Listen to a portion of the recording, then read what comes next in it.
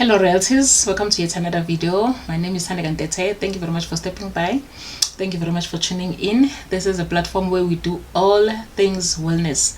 This is a parent-child support platform where I help parents to build strong and resilient relationships with their children. This is the work I do based on my educational background as a professional social worker, and also based on my experiential knowledge.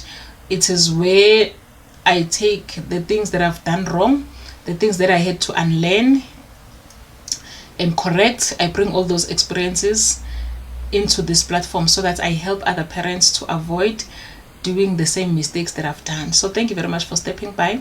Without further ado, let us go straight to today's video. We are still on the topic of teaching our children a gratitude or thankfulness. So on the previous video, we were speaking about teaching gratitude to our children 10 to 12 years in terms of age group. Today we are speaking on teaching gratitude to children who are 13 years and above. So this is a very important age group when a child is 13 years and plus.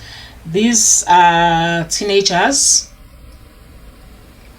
And with teenagers, what we need to understand as we teach them gratitude, we must know we must also respect their independence, because now they are starting to pay more attention on their independence, on their needs. You know, the teenagers usually push back anything that they feel it is forced.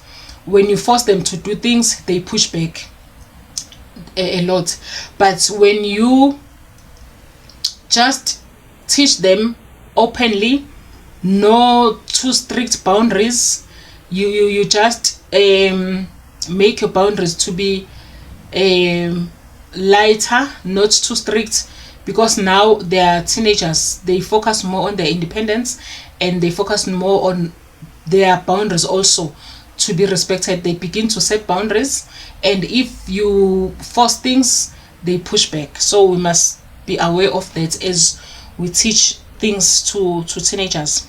So I have 1, 2, 3, 4 points based on teaching teens gratitude and kindness. So the first one says model it without preaching. The second one says let them lead. The third one says connect gratitude to goals. And the last one says challenge entitlement gently. So let's quickly go to the first one. It says model it without preaching. Share your own gratitude casually. You know, you need to share your gratitude casually, understanding Uguti now as teenagers, they are more focused on what they want, not what you are bringing to them. So gently and casually share your gratitude. You can say something like, I'm really grateful you told me about that rough day at school. I hate it when you have to deal with things alone. So now you see, you're telling them also you're grateful Uguti they opened up to you about what happened at school in their day. And also you are making them aware Uguti you appreciate Uguti they are not going through things alone. You are making them realize Uguti you are there for them without pushing your agenda to them, without making them feel Uguti you want to know, you demand answers, you want them to share without forcing anything. You're just making them Uguti, I'm grateful that you shared with me about what happened to you today, and I'm happy to be part of what you are going through.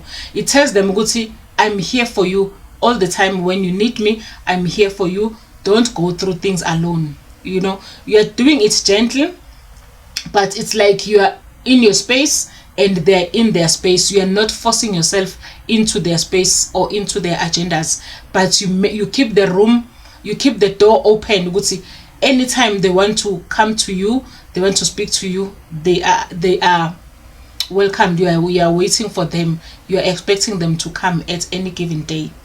So the second one says let them lead. Ask this, maybe this is an example. What's one thing you are not completely annoyed by today? What is one thing that made your day to be exceptionally great. Just one thing that made you to be happy today. You know, when you ask these questions, use humor here and there, because now this is a teenager. Sometimes they will calculate, when you ask a question, they're also forward with their mind, would say, oh, mom or dad is asking this, maybe they've heard something about me, or maybe where are they going with this question. So now you are not just speaking to a child who's receiving whatever that you are giving them.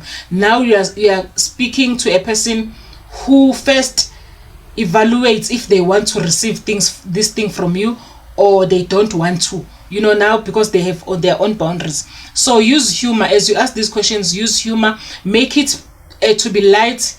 And even if they tell you, they share with you, oh, this is what made my day to be great, or this is what annoyed me today, I was not happy because of 1, 2, and 3.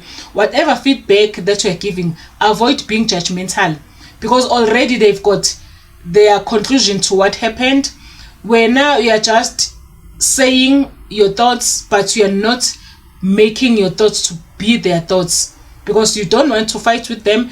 At the same time, you don't want to lose connection and touch with them. So as they share, let it have a sense of humor.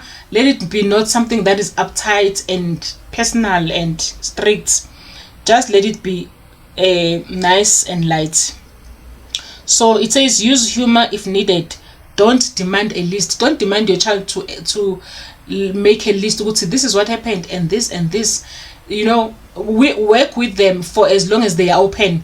As soon as you sense now they are closing, they are closing their emotions, they don't want to speak anymore, retreat back, move back, and don't push forward. Don't force things.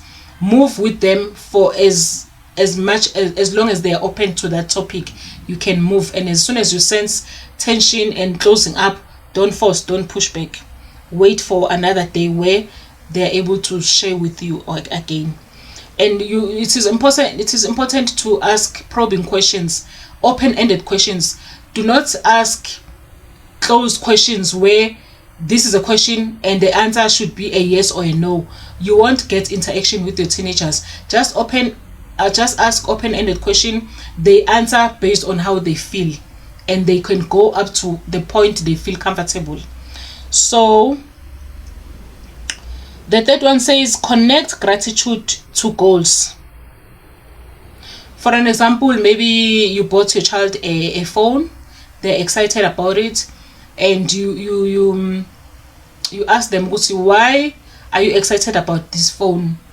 That is an open-ended question. You are not saying, are you happy for this phone, yes or no? But you are asking, what are you grateful for concerning this phone? Now you're making them to open up, to tell you more. Okay, I'm going to use this phone to text my friends. I'm going to use this phone to Google the things that I want based on my schoolwork. They're gonna go on a list without you demanding a list. And maybe to even say, you'd say to your child, I don't want you to use this phone for 1, 2, and 3. Don't speak with boys on this phone. If maybe your child is a girl, or if your child is a boy, don't speak with girls, blah blah blah blah blah. I'm gonna take your phone, I'm gonna do this, I'm gonna do that. We must not be helicopter parents when it comes to teens, because this is where we lose them. Because at this stage of development, they also have their goals, they have their needs, and you will not know what your child is thinking about. You will not know what they need, because now you are a helicopter parent. You enforce things, you demand things, you're not gonna get anything. Their friends will be the ones who get to understand where your child is in terms of their needs, or the things they are doing and the things they are not doing. Because when now you are a helicopter parent, you force things, you push things. Let it be a thing of you following. Your child is leading and you are following, so that you don't lose connection. Because if you insist on your ways, they will block you in terms of connecting with you. You will be the last person to know what has happened to them, or what they are thinking, or what they are going to do. You will know nothing. You will not know their plans of action. unless something bad has happened, that's the only time you get to know what is happening in your child's life. Because when now you are a helicopter parent, you are pushing boundaries, you are pushing your agendas. Yes, it is a critical time where they are also experiencing new things, but you will only know what they are planning to experience or planning to do or thinking to do if you are a gentle parent. They will be excited to share those thoughts with you. Mom, I'm thinking of going to a party. My friend is doing their 16th birthday party, and they've invited me. What do you think? They will accept your ideas if you are not a parent who pushes their agendas to their lives. They will ask you, what do you think? Then you'll say, oh, okay, when is the party? What time is the party starting? Now you are discussing about the details concerning the party. What gift can I buy him? What do you think I suggest to wear? What do you suggest I wear? Maybe there's a theme color. This is the theme color. What can I wear? Now you go together to her closet, you open it, you suggest clothes, you suggest this and that. You are part of what is happening. Unlike you hearing from other people, your child was at a party, because they didn't talk to you, maybe they sneaked going to that party. They're gonna do things that are so bizarre in that party because Vele, you are not part of the party and you are not going to ask them about their experiences in the party. So they might as well dress whichever way, go into the party and do things that they would not have done if they had a good communication with you. Because on the day we are speaking about the party, you are also going to share as a parent who's this party starts at 6. When is it going to end? Because the time you're expected to come back from home. So if the party starts at 6 in the evening, does that mean at 8 o'clock you'll be here? What do you think about the time? Because you also have your own rules in the home. So they must look at their plan based on the rules that are set in the home.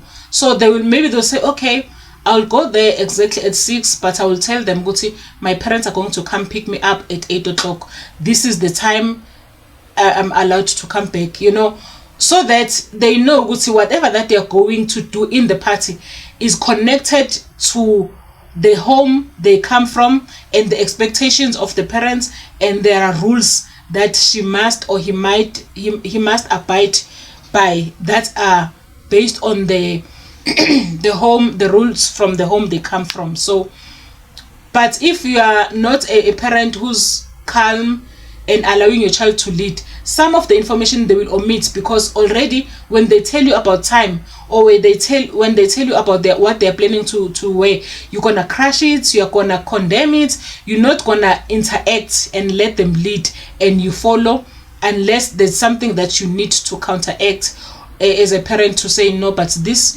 time, you cannot say the party starts at 6 in the evening and it will end 6 the next day. What time you're expected to come back. You are not allowed to wear this kind of clothes. As much as they've got needs, but they also know that there are boundaries and rules from the home or from the parents. So yeah, connect gratitude to goals. The last one says challenge entitlement gently. If they complain about something, let's say your child is complaining about their phone. I don't like this phone anymore. I hate this phone so much. My friend bought an iPhone 16. Their mom bought them an iPhone 16. Blah blah blah. Now they are entitled to iPhone 16 because their friend has an iPhone 16. So this is where you must come in as a parent and challenge their entitlement gently, not harshly. If they complain about their iPhone, then you can ask them, maybe what would it be like how would it be like if you didn't even have a phone? Let us talk about that. What would your life be like if you didn't have a phone? So now you are making them aware, Guti, even the iPhone 11 or the iPhone 12 that you are not appreciating, there's a chance that I can take it from you, because now you are entitled you feel like you're entitled to an iPhone 16 or iPhone 17 Pro Max because someone has it. Do you know what it is also a privilege that you have that iPhone 12 that you are no more content with, or you are no more appreciating? You know, you make them feel Uguti, they're not entitled to anything. You are giving things, you are buying things for them out of love and because you appreciate the kind of a child that they are. But as soon as they start to be entitled and to be ungrateful, they must know there are going to be consequences. You know, my parents can even take the phone that I have that I don't appreciate. They can take it and give it to another child or put it in their wardrobe, hide it somewhere. I can lose access to even this thing that I'm not grateful for if I keep on demanding other things and I'm not grateful for what they have already done. So this is the long and short of this video, royalties. This is a side note to this video. Across all ages, the big one, don't use gratitude as a guilt trip. Don't make your child Guti, they must be grateful because like manje they have to feel guilty for not being grateful. But rather you can say, because if you force your child to be grateful, this usually backfires, royalties. Instead of saying to your child, be grateful that you have food, eat your food. Maybe your child is complaining, oh, I don't like this that we're eating today. Instead of you saying you should be grateful, you must eat your food and be grateful and stop complaining. Instead of that, you can say something like, I think we should be grateful that we even have the food that we are eating. Some people do not even have what we are eating. So I think we should be grateful for what we are eating and let's enjoy it. Let's eat and enjoy our food. So now your child knows, Guti, I need to be grateful for what I have instead of wanting better or more. I need to be grateful for what I have in the here and now. So this teaches your child to stop having a sense of entitlement, but to appreciate and be grateful for what they have and where they are in that moment in time. Thank you very much, royalties, for staying up to this point. We will meet again when we discuss another topic. This is the last topic on teaching gratitude to our children. Bye bye.